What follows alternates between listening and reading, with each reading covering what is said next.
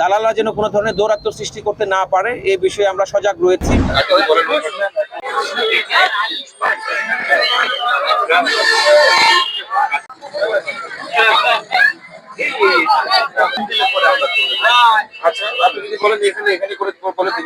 আপনারা জানেন যে সামনের 7 তারিখে কোরবানির ঈদ। তো এই কোরবানির ঈদ যত দ্রুত সন্নিকটবর্তী হচ্ছে, আমাদের সম্মানিত ঘরফেরা মানুষের চাপ তত বেশি বৃদ্ধি পাচ্ছে। এছাড়াও এই কোরবানির ঈদের অন্যতম অংশ যে কোরবানির হাটগুলো, এই হাটসমূহে আমাদের সম্মানিত ক্রেতা সাধারণের আগমন তত বেশি বেগবান হচ্ছে।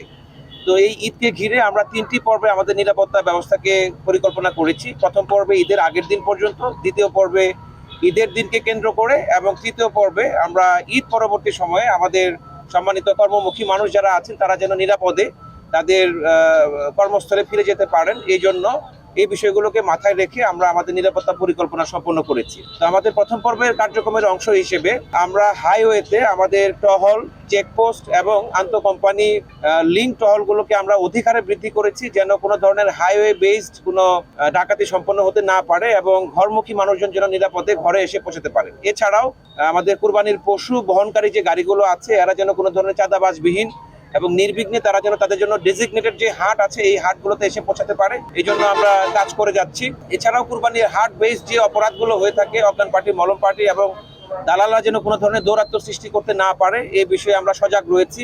আমাদের মোবাইল পেট্রোল টিম বিভিন্ন হাট সমূহে গমন করছে। এই মোবাইল পেট্রোল টিমের সাথে আমরা জাল নোট শনাক্তকারী মেশিন আমরা দিয়ে দিয়েছি, যেন ক্রেতা বিক্রেতা উভয় যেন প্রতারিত না হতে পারেন।